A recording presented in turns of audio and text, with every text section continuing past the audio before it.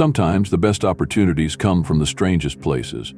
My story starts on a lonely desert highway, a place where the stars are bright, but somehow everything feels a little darker. I'd been driving for hours, searching for this one diner I'd heard about. The one where rumors say you get paid $50 an hour just to serve coffee and burgers to a few truck drivers. But there's one rule, one you're never supposed to break. Let me ask you, would you really say no to $50 an hour? I didn't. I mean, come on, who would? So when I heard about the Silver Fork, I thought, why not? The Silver Fork was famous in a strange, local legend kind of way. People in town whispered about it, a 24-hour diner, smack in the middle of nowhere, that always had a job opening and always had rules. They'd say, you go in, you take the money, you follow the rules, and you never ask questions. So there I was, desperate for cash and pretty sure all those stories were just nonsense. $50 an hour. Easy money. I walked in, expecting the typical diner setup, maybe some locals, a waitress with a southern accent, maybe even an old jukebox playing Elvis. But instead I got silence. Just this long, empty diner with faded leather booths, flickering lights, and a single figure hunched over in the back corner. As I took a few steps further in, I noticed him, the man in the corner booth. He looked like he hadn't moved in hours, maybe even days. And that's when the diner manager, an older woman with a 1,000-yard stare and a voice like gravel, finally spoke up. Welcome to the Silver Fork. I'm Georgia. Now listen closely, kid, cause I only say this once. You'll be paid in cash at the end of every shift. You follow the rules. You don't break in. And the most important one, you see that man in the corner. You do not serve him. Got it? I glanced back at the man, curiosity gnawing at me. Why not? I asked. Georgia's eyes hardened, and she said, Kid, people who break that rule don't stay around long enough to regret it. Now, here's the thing. I'm not what you'd call a superstitious person. I don't believe in ghosts, curses, or any of that nonsense. But the way she looked at me, I felt something. This wasn't the kind of rule you laughed off. So I nodded, said I understood, and clocked in for my first shift. Hours passed and not a single soul came in. Just me, Georgia, and the man in the corner booth sitting, not moving, barely breathing. It was like he was frozen there, his gaze fixed on some faraway point. And every now and then I'd catch Georgia glancing his way, like she was making sure he hadn't moved. As the hours dragged on, I got comfortable. The empty diner, the silent man in the corner, even Georgia's strict rules, they all started feeling normal. So normal, in fact, that I almost forgot about the rule itself. And that's when I made my first mistake. I looked at him. Just a quick glance, just a peek. But his eyes, they were wrong. Like he was staring straight through me, seeing something I couldn't understand. That's when I felt it. That creeping, icy chill, like someone had just dumped a bucket of water down my spine. But I brushed it off. After all, I was getting $50 an hour. Nothing strange was going to scare me off that easily. There's something about the desert at night, the way it stretches out, endless and silent, like the world just forgot about it. That was the drive out to the Silver Fork, a whole lot of empty road and dead silence, save for the occasional gust of wind kicking up dust. You start to wonder if maybe you're the last person alive, just drifting through a forgotten place, where nobody ever comes back. The diner was easy to spot. It was the only building for miles, a small, boxy structure with big glass windows that showed the booths inside, like an old 1950s postcard preserved in time. The place felt like it didn't belong in this century, or maybe even this world. And that sign, the Silver Fork, it flickered like it was gasping for breath. If I had any sense, I would have turned around right then. But $50 an hour. I could ignore a few creepy vibes for a paycheck like that. When I walked in, the smell hit me first. It wasn't the smell of burgers or fries or coffee. It was something old, musty, like books that had been locked in an attic for decades. The air was thick, almost stale, like it had been sitting there, undisturbed for years. The diner was almost empty, no patrons, no staff in sight. Just a row of faded red booths, a counter lined with rusty napkin dispensers, and a jukebox in the corner that looked like it hadn't played a song in decades. I took a deep breath, trying to shake off that uneasy feeling settling in my gut. I was alone, or at least I thought I was. And then, out of the corner of my eye, I saw him, sitting in the very last booth way in the back. A man, slouched forward, face hidden in shadow, wearing a dark suit that seemed a little too clean for a place like this.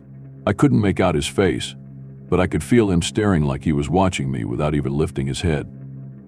The stories I'd heard about this place came rushing back, whispers about a man who never left, who just sat there, night after night, like a statue collecting dust. They called him the man in the corner booth. No one knew who he was or why he came here. Some said he'd been sitting there for years. Others said he wasn't exactly human. Before I could get a good look, the diner manager appeared. Georgia, they called her. She was small, wiry, with gray hair pulled back into a tight bun and eyes that looked like they hadn't seen sleep in years. She didn't waste time with pleasantries. She just looked me up and down like she was sizing me up for something. "All right, kid, here's the deal. You get $50 an hour, cash, work through the night, and you leave when the morning shift arrives. But there's one rule you don't break. That man over there in the corner," she tilted her head toward him without even looking. "You don't serve him, you don't talk to him, you don't even look at him. Got it?" I didn't know what to say. Here I was, in the middle of nowhere, being paid a small fortune to just follow one strange rule. Part of me wanted to ask questions, but Georgia's expression made it clear this wasn't the kind of place where questions got answered. So I nodded, figuring it couldn't be that hard. Georgia led me behind the counter and handed me an apron that felt stiff, like it had been washed one too many times. She went over the basics: how to work the grill, where the coffee was, and how to ring up orders. But as she explained, I noticed her eyes kept darting back to the man in the corner, like she was making sure he was still there. When she finally left, I was alone again, except for him. The diner was dead silent, save for the faint buzz of the lights and the quiet hum of the refrigerator. I tried to keep myself busy scrubbing counters, organizing plates, anything to ignore the strange feeling prickling at the back of my neck. But no matter what I did, I couldn't shake the sensation that he was watching me. Now, I'll admit, I'm not one to get spooked easily. But there was something about him, something that made my skin crawl. Every time I glanced his way, he hadn't moved an inch. Not a single twitch. Just that same slouched posture, face hidden in shadows, eyes that seemed to gleam whenever I dared look his way. I'd never seen anything like it. I kept telling myself, it's just some weirdo. Just keep your head down, do your shift, collect your pay. But that feeling wouldn't go away. It was only the first night, but already the diner felt wrong. Like I was somewhere I shouldn't be. Like the walls themselves were holding secrets I wasn't supposed to know. And yet I stayed. Because $50 an hour makes you do some pretty strange things. My first few nights at the Silver Fork were tense. The silence, the emptiness. That strange man in the corner booth, everything felt like it was holding its breath, waiting. I started each shift hoping I'd be alone, that he wouldn't show up. But every night, without fail, there he was. Same booth, same position, same unnerving stillness. I tried to keep my head down, to follow George's rule. But curiosity has a way of gnawing at you, especially in a place like this. I couldn't help but watch him out of the corner of my eye. And sometimes, it felt like he was watching me back. I knew it was crazy. I'd never seen him move, not even blink. But there was something unsettling about him, like he was aware of me, even if he didn't show it. On the third night, strange things started happening. I was refilling a coffee pot when I noticed the jukebox flicker to life on its own. It let out a low hum, then played this old, scratchy tune, something I didn't recognize. The song was haunting, like something out of a dream you can't quite remember. I went to turn it off, but as soon as I got close, the music stopped. Dead silence. I brushed it off, figured it was just an old machine acting up.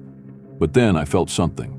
A chill, like a cold breeze drifting through the diner, even though the doors and windows were shut tight. It was enough to raise the hair on the back of my neck. I turned around, half expecting to see someone there, but nothing. Just empty booths and shadows. Later that night, as I was cleaning up, I heard a voice whisper, soft and close, right next to my ear. It was a woman's voice, barely audible, saying, "Don't look." I spun around, but there was no one there. I was alone, or so I thought. That's when I started noticing little things. The lights above the counter would flicker whenever I got too close to the man in the booth.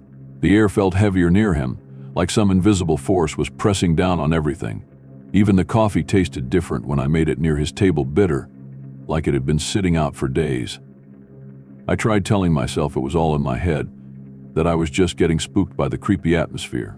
But there was one thing I couldn't ignore. Every night, without fail, a new item would appear on his table. A dusty old book, an old-fashioned pocket watch, a single rose, wilting as if it had been there for days. No one ever saw him bring them, and every morning they'd disappear, just as mysteriously as they'd come. One night, I couldn't resist any longer.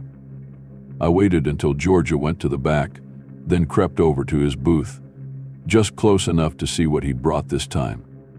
It was a photograph, black and white, old and faded, showing a family of 4, standing in front of what looked like a diner. But something was wrong. Their faces were blurred, twisted, like they were trapped halfway between a smile and a scream. My fingers itched to touch it, to pick it up and get a better look. But then I felt that chill again, creeping down my spine, and a low whisper seemed to echo in my mind. "Don't look, don't touch, don't ask." I backed away, my heart pounding. And that's when I saw him. For the first time, he was looking right at me. His eyes, they weren't normal. They were dark, hollow, like looking into the empty end of a well. I froze, too scared to move.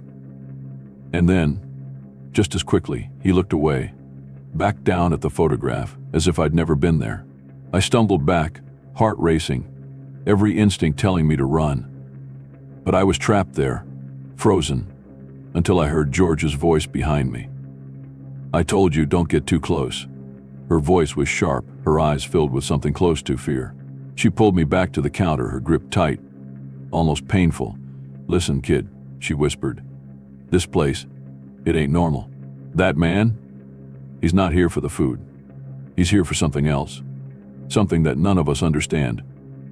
I wanted to ask her more, to find out what she meant, but she wouldn't say another word about it. Just sent me back to the counter, her eyes darting back to the man like she was afraid he'd overheard. And from then on, things only got stranger. Every night, the man brought something new. And every night, I felt that unspoken pull to look closer, to ask questions, to understand what he was doing there. But George's warning echoed in my mind, "Don't get too close." It became a game, a twisted temptation. The more I tried to ignore him, the more drawn I felt to his presence, as if he was silently daring me to break the rule. And then, one night, the silence broke. As I was cleaning up, the man finally moved. Just the slightest shift, a tilt of his head, a curl of his lips, almost like he was smiling. I felt my heart stop, a shiver creeping up my spine. For the first time, I heard him speak. I've been waiting a long time. His voice was soft, like a breeze through the desert, but it cut through the silence like a knife. And as he spoke, I realized something horrifying. He wasn't looking at me, he was looking past me. And that's when I heard it, the faint sound of footsteps behind me. I spun around, but no one was there. Just empty booths and shadows stretching toward the door. When I turned back, the man was gone. The booth was empty, save for a single item he'd left behind, an old, tarnished key. I didn't know what it was for, or why he'd left it. But I knew one thing, whatever game he was playing, I was a part of it now. I want you to picture this for a moment. Imagine yourself, alone, on the midnight shift at a diner in the middle of nowhere. The kind of place where the air feels thick, heavy, like it's soaked up every secret. every whispered fear from all the people who've sat there before. You're standing there, the silence pressing in around you, broken only by the occasional creak of an old floorboard and the faint hum of the refrigerator. Now, imagine that every single night, there's someone sitting in the last booth, always there, always silent. You can't shake the feeling that he's watching you, even though you never see his face. He sits completely still, almost like he's carved from stone, yet somehow alive. Every night he's there before you even arrive, and he's gone before the morning shift starts. And every night, no matter how much you try to ignore him, you feel his presence like a chill in the air, lingering, watching, waiting. You start to wonder what's keeping him there. Why doesn't he ever speak or move, or even look up? And why does the manager warn you to stay away? Like he's some kind of ticking time bomb, ready to go off if you get too close. Imagine that feeling, the kind of unease that sinks into your bones, the kind that makes you second-guess every little noise, every flicker of the lights. You start hearing things that aren't there. Faint whispers, footsteps that stop when you turn around, shadows that seem to shift just beyond your line of sight. Every nerve in your body tells you to leave, to get as far away from that diner as you can. But there's that one little detail keeping you there, that $50 an hour. Enough money to make you ignore all the strange, gnawing things your mind keeps hinting at. And then, there's the pull. The curiosity. That nagging voice in the back of your mind whispering, just look, just one glance. What's the harm? You tell yourself you'll follow the rule. You won't get too close. You won't look too long. But something inside you wants to know. Wants to understand why he's here, what he's hiding. Imagine yourself inching closer, your pulse racing, your skin prickling as you approach the booth. You catch a glimpse of his hands, pale, motionless, resting on the table. And then, just as you lean in to see more, his head turns. Just a fraction of an inch, but enough to freeze you in your tracks. Enough to make you feel like he sees you, like he knows. Now tell me, would you keep going? Would you lean in just a bit closer, dare to speak to him, even though every part of you is screaming to run? Or would you back away, pretend you never saw him move, never felt his gaze? I'm telling you, that moment standing there in the diner, feeling like you're caught in some kind of trap, it's a feeling that sticks with you, like a weight pressing down, a tension that coils around your chest and doesn't let go. Imagine going home after your shift trying to sleep, but every time you close your eyes, you see that man, sitting there, in the corner of your mind, watching, waiting. You tell yourself it's just a job, just a weird customer you can ignore. But deep down, you know it's more than that. You can feel it, like a splinter buried deep beneath your skin that you can't pull out. You start to wonder, is he following you? Could he show up somewhere else, in a place where he doesn't belong? Is he more than just a man in a booth? These thoughts start creeping into every part of your life, even during the day. Suddenly, shadows look a little darker, and every silence feels loaded, like there's something lurking just beyond what you can see. Hey, think about it. Would you stay? Would you keep coming back to that diner night after night, knowing he'll be there, knowing he's just waiting? Or would you do what every instinct tells you, turn around, quit, and never look back? Imagine having to make that choice, because I did. And no matter what I tell myself, that choice still haunts me. Now, here's where it gets even stranger. One night, after weeks of holding myself back, I did it. I leaned in just a little too close. I let myself look at him, really look at him. And in that moment, I realized why Georgia had warned me, why everyone else followed the rule without question. Picture yourself standing there, heart pounding, with the man in the corner booth finally turning his gaze on you, his eyes dark and hollow, like staring into the bottom of a well. You feel that chill, that creeping dread, but it's too late to turn back. You've already broken the rule, and now there's no escaping the consequences. I want you to think about that, standing in that silent diner, knowing you've crossed a line and that there's no going back. Imagine the weight of it, the horror of realizing that you're no longer safe, that something has shifted, something that you can't take back, and no one, not Georgia, not anyone, can protect you from what happens next. It wasn't long before I realized this diner wasn't just any diner. Something about the place felt wrong, like it had been frozen in time, untouched and yet corrupted. The nights started blending together, each one stranger than the last. I'd clock in, look around, and there he'd be, always in the same spot, the man in the corner booth. But over time, I began to notice subtle differences, changes that didn't make sense. One night, he had a stack of old, tattered newspapers on his table, headlines from decades ago. Another night, there was a cup of coffee steaming in front of him, even though I'd never served him. And once he had a mirror in his hand, small and cracked, reflecting something behind me. Curiosity gnawed at me, relentless. I'd hear faint whispers as I worked, low and indistinct, as if they were coming from beneath the floor or hidden in the walls. They'd rise and fall, like voices in a dream, but they were always saying the same thing. Look closer, look deeper. Sometimes I could swear they were calling my name. I couldn't shake the feeling that the diner itself was alive, that it had secrets buried deep within its walls. One night after the shift ended and Georgia left, I stayed behind, telling myself I was just cleaning up. But really, I was searching. I looked under tables, behind the counter, in every corner, hoping to find something that would explain what was happening. In the storage closet, behind a stack of old boxes, I found a door. It was small, almost hidden, like it was never meant to be found. The wood was warped and splintered, and there were deep scratch marks around the handle, as if someone or something had tried to claw its way in or out.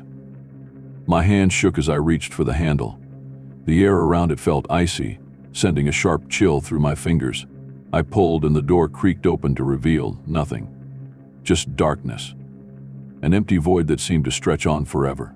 But before I could step inside, I heard a voice, soft and slow, coming from the shadows. Don't go there.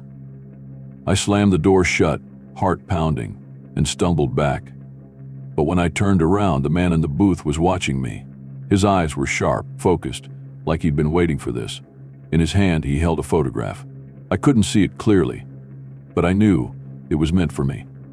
I was being warned. The next night, I found a letter slipped under the diner door. No envelope, no name. Just a single page covered in faded handwriting. It wasn't addressed to me, but the words felt like they were meant for anyone who worked there. It read, "This place is a threshold, a place between worlds. He is the guardian, the one who keeps us safe from what lies beyond. Never cross him, never question, and never, ever look too close." By now, I was more than a little scared.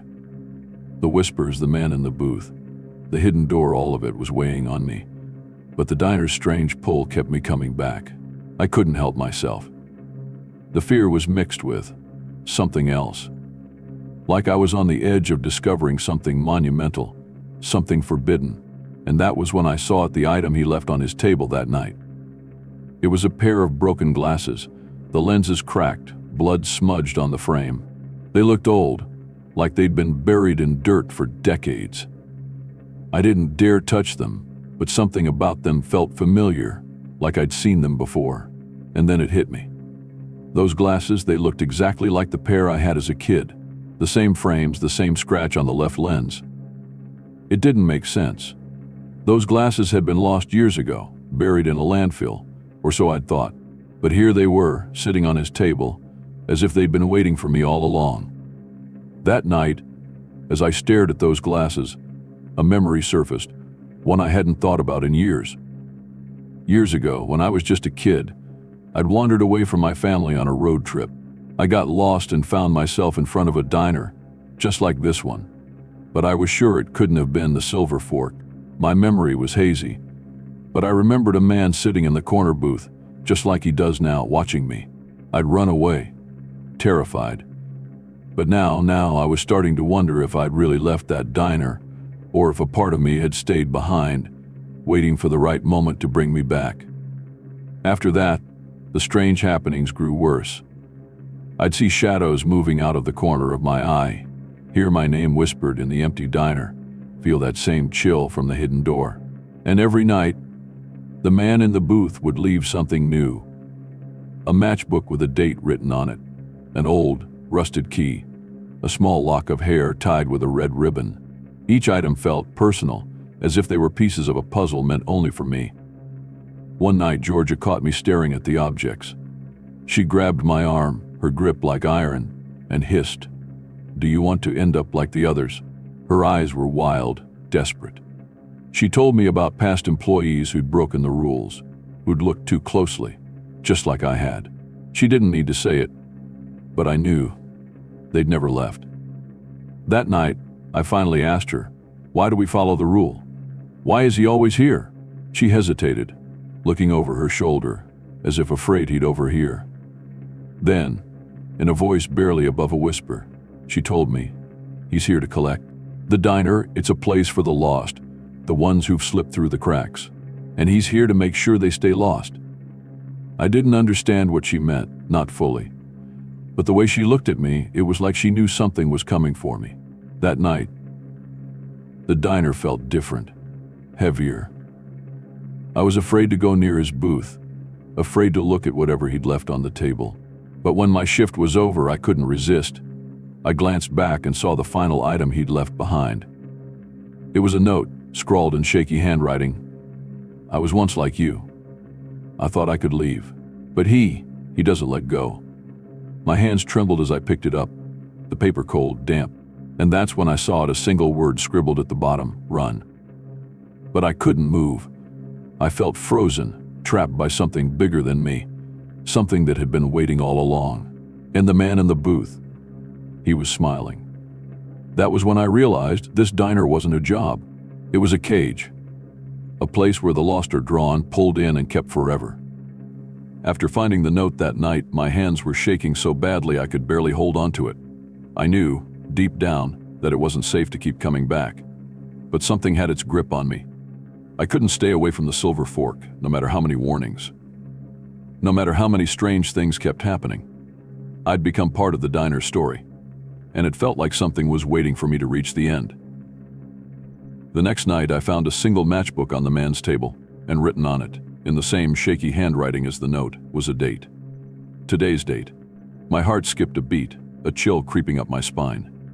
It felt like a countdown, a warning that something would happen that night.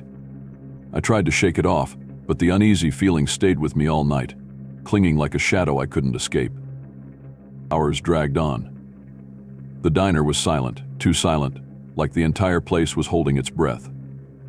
Georgia didn't say a word to me. She just kept watching the man in the corner, her face tense, her knuckles white as she clutched a cloth in her hand. I tried to keep busy, wiping tables, checking on the kitchen. Anything to distract myself. But every time I looked up, my gaze went right back to him. And that's when I noticed it. His expression had changed. For the first time, he wasn't just staring into space. He was looking right at me.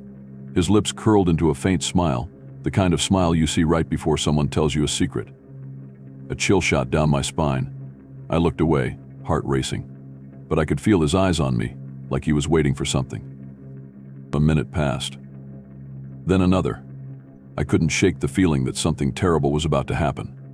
And then, the lights went out. The entire diner plunged into darkness, the only light coming from the flickering neon sign outside. I froze, listening, waiting, every nerve in my body on edge. I heard footsteps. Slow, deliberate, coming from somewhere deep within the diner. They echoed off the walls, getting closer with every beat of my heart.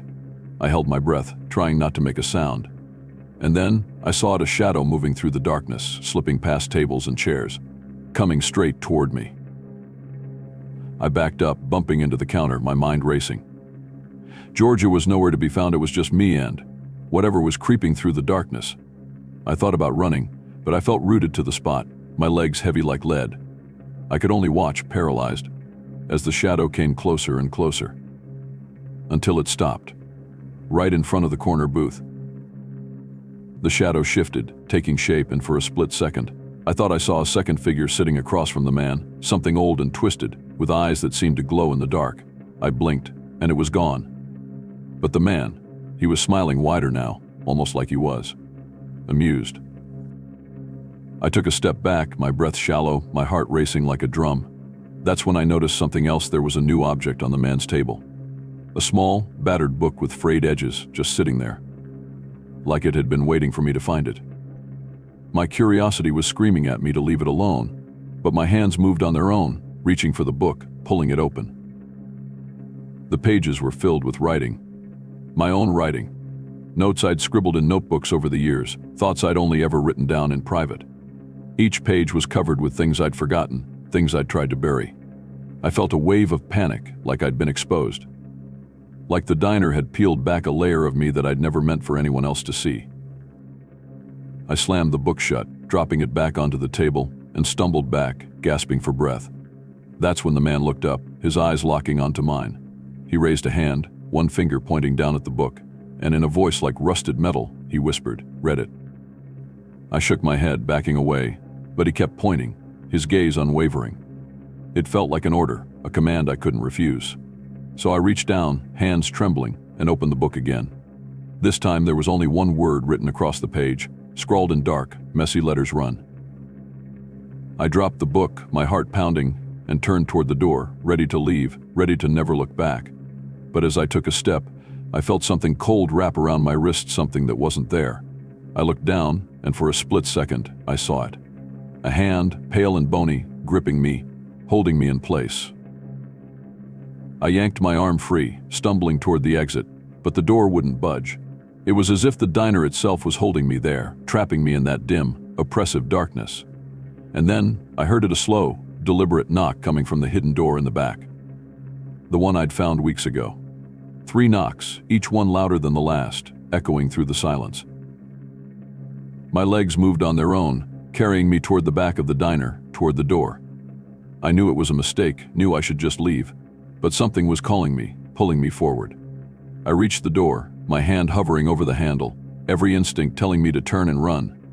But then, the knocking stopped, and I heard a voice on the other side, whispering my name. Before I could think, I twisted the handle, the door creaking open to reveal nothing. Just darkness stretching endlessly, like a void waiting to swallow me whole. But then, something shifted. A figure stepped forward, just out of reach of the light, a shadow that felt too real, too present. I backed away, but it was too late. The figure reached out, its hand brushing my shoulder, cold as ice, and in that moment I felt a surge of memories. Memories that weren't mine. Images flashed through my mind, faces, voices, moments from lives I'd never lived, all tangled up, like they were part of me somehow. And then, just as suddenly as it had started, it stopped. The figure vanished, the door creaked shut, and I was alone again. I stumbled back to the counter, shaking, the shadows around me feeling thicker, heavier, like they were closing in. And that's when I heard the man in the corner booth whisper one last thing. "Welcome home."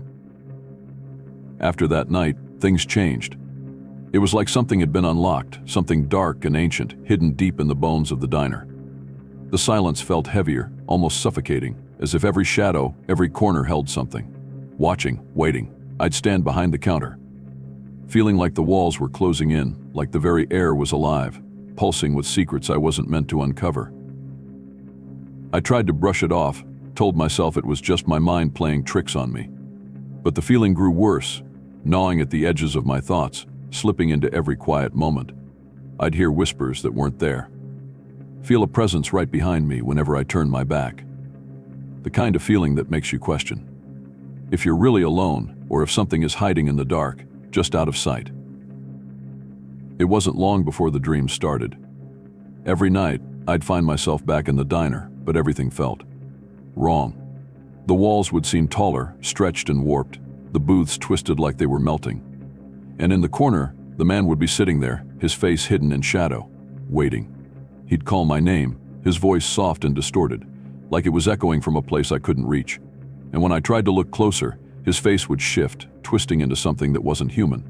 Something that wore a human face like a mask. I'd wake up in a cold sweat, my heart pounding, the echoes of his voice still ringing in my ears. But even awake, I couldn't escape the feeling. I'd find myself standing in my room, staring out the window at nothing. Unable to remember how I got there. The line between the diner and the outside world began to blur. It was like the place had left a mark on me, something that followed me home, filling every shadow with fear. Days became a blur. I started forgetting simple things, like where I'd put my keys, what I'd eaten for breakfast. And sometimes I'd lose whole hours, find myself waking up in strange places with no memory of how I'd gotten there. Once, I woke up sitting in my car, parked outside the Silver Fork. It was 2 a.m, the diner dark and empty. But in the window I could see a figure watching me from the inside. People around me started noticing. Friends would ask if I was okay, if something was wrong. But how could I explain it? How could I tell them that the diner was haunting me? That every time I closed my eyes, I saw that corner booth, that faint, unsettling smile. That shadow growing darker and darker. It was like my world was shrinking, closing in around me, until there was nothing left but that empty diner, and him. I began to question everything. The line between dream and reality blurred so much that I couldn't tell what was real anymore. Sometimes I'd wake up and find myself already dressed, ready to go to the diner, even though I hadn't planned to. And every night I'd end up there, drawn to it like a magnet, like there was some invisible thread pulling me back. There were nights when I'd see things that couldn't possibly be there. A glimpse of movement out of the corner of my eye, a flash of a face in the mirror that wasn't mine. I'd hear my own name whispered in the dark, soft but insistent, like it was coming from inside my own mind. I was afraid to look, afraid to ask, afraid of what I'd see if I did. And then there was the journal. One night I found a small, battered notebook on my bedside table. I didn't recognize it, I'd never seen it before. But when I opened it, I saw pages filled with writing. My own handwriting, scrawled and desperate. Each page was filled with the same sentence, written over and over: I must not forget. I must not forget, but the thing is, I had no memory of writing it. The more I read, the worse it got. Some entries described places I'd never been, people I'd never met, events that felt like memories but couldn't be real. It was like pieces of a life that wasn't mine had slipped into my mind, twisting my own memories, making me question everything. And on the last page, there was a single phrase, written in dark, heavy letters: he's coming. I couldn't shake it. The fear, the feeling that something was closing in on me, something dark and relentless. I'd walk down the street, catch a glimpse of him in the crowd, a flash of a dark suit, a faint, twisted smile. I'd turn, and he'd be gone. But every time he felt closer, like he was drawing me back to the diner, like he was calling me home. It became harder to trust my own mind. I'd see things I knew couldn't be there: a shadow standing at the foot of my bed, a whisper echoing from an empty room, faint memories slipping through my mind like smoke. I began to wonder, was I still me? Or had something in that diner changed me, taken a part of me that I could never get back? There were nights when I'd wake up, my hand clutching something cold and hard. The same rusted key that the man in the booth had left on his table. I didn't know how it got there, or why I kept finding it, but it felt like a reminder, a warning. And every time I held it, I heard his voice in my head, whispering, "Come back. Come home." It felt like the diner was part of me now, like it was inside me, rooted in my thoughts, my dreams. I couldn't shake the feeling that I belonged there, that I'd always belonged there. The thought terrified me. But the worst part? It also felt right, like I'd found something I'd been searching for my whole life. That's when I realized. The diner wasn't just a place. It was a trap, a prison that held pieces of those who couldn't resist its pull. And the man in the corner, he wasn't just a stranger. He was a warning, a reminder of what I would become if I stayed. But by then, it was too late. I was part of it now, part of the diner, part of him, and there was no escape. Every night I'd find myself back at the Silver Fork, sitting in the same booth, staring into the darkness, waiting for something I couldn't name. I don't know if I was alive or dead, awake or dreaming. All I knew was that I'd become part of its story, and it would keep me, just like it kept all the others, forever. After weeks of torment, of whispers in the dark and memories slipping through my fingers, I knew I couldn't keep running. Something was drawing me back to the Silver Fork, deeper than curiosity, stronger than fear. It was a pull, like an anchor buried deep within me, dragging me toward a truth I was terrified to face. So one night I went back, not for my shift, not for the pay, but to find answers. I needed to know what this place wanted from me. The diner was silent, darker than I remembered. The usual flickering lights dimmed almost to nothing. Georgia wasn't there, and for the first time I was completely alone. Or at least I thought I was. But then, in the corner booth, the man was waiting, his eyes fixed on me, a faint smile playing on his lips as if he knew that I'd finally come to face him. I walked over, my heart pounding, the silence thick around us. My legs felt heavy, each step like walking through water. The closer I got, the stronger the pull became, like an invisible force drawing me in, pressing down on me, making it hard to breathe. And when I reached his table, I saw an old photograph lying in front of him, face down like an invitation. I reached out, my fingers trembling as they brushed against the edges of the photograph. Slowly, I turned it over. And when I saw what was on it, my blood ran cold. It was a picture of me, standing right there in that same diner, at that same booth, only it looked like it had been taken years ago. I was wearing clothes I didn't recognize, looking younger, lost. But what terrified me most was the look on my face. It was blank, empty, like I was just a shell. 1,000 questions flooded my mind, each one more horrifying than the last. How could this be possible? I'd never been here before, or had I? I looked up, my eyes meeting his, and that's when he leaned forward, his smile widening, his voice soft and dark as he whispered, "You don't remember, do you?" I tried to speak, but the words wouldn't come. Memories began flooding back, fragments slipping through my mind like broken pieces of a mirror. Images of myself, sitting in that booth, night after night, alone and silent, staring into the darkness. Each memory felt distant, blurred, like I was watching someone else's life. Yet it was me. It had always been me. My knees felt weak as the truth sank in.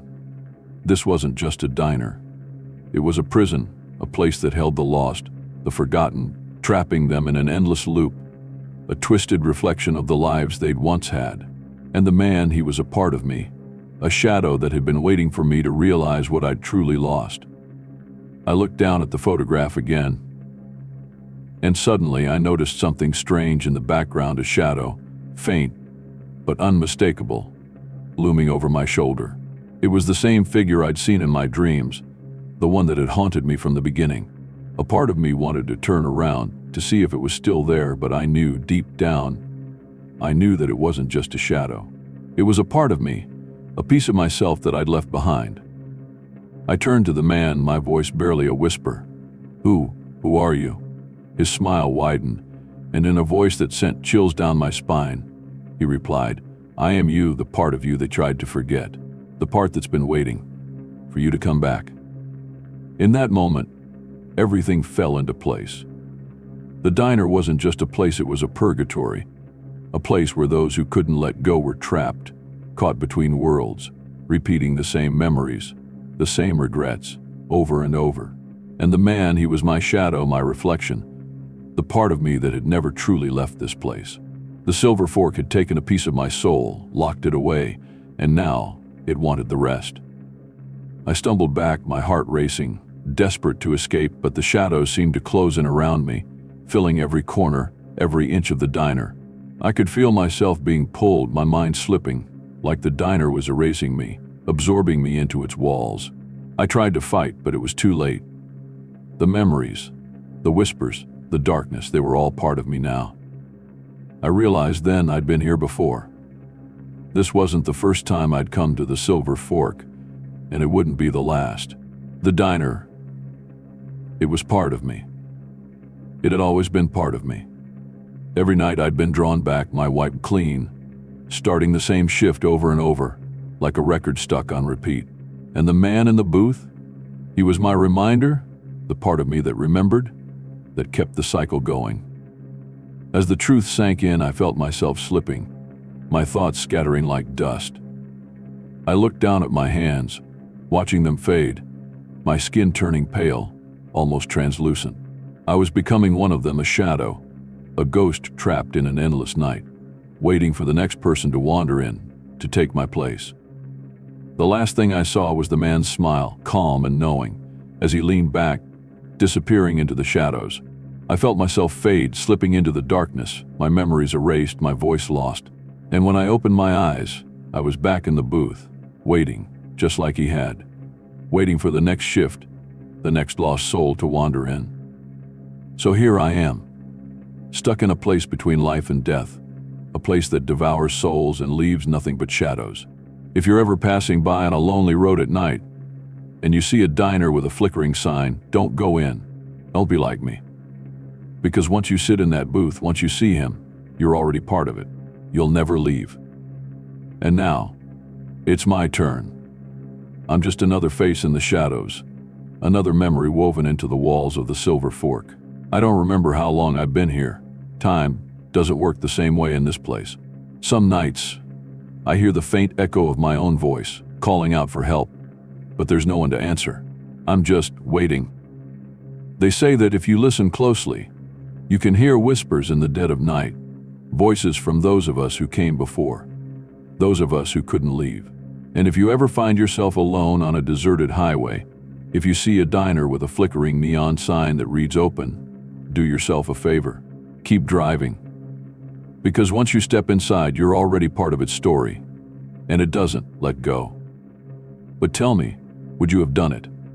Would you have looked even knowing the risk? Or would you have turned and walked away, never looking back? Sometimes curiosity has a way of pulling us into places we can't escape. So, if it were you, would you be able to resist? Or are you like me, someone who can't resist a mystery, someone who would open that door, even if it meant losing yourself? Leave a comment below. Tell me, what would you have done? And remember, sometimes the things we search for in the dark end up finding us instead. If you enjoyed this story, don't forget to subscribe for more tales that linger just a little too long in the shadows. Hit the bell so you don't miss the next one, because there's always another story waiting, somewhere in the dark. And one more question. Have you ever been somewhere that felt wrong? A place you couldn't shake, no matter how hard you tried? Share your own stories below, if you dare.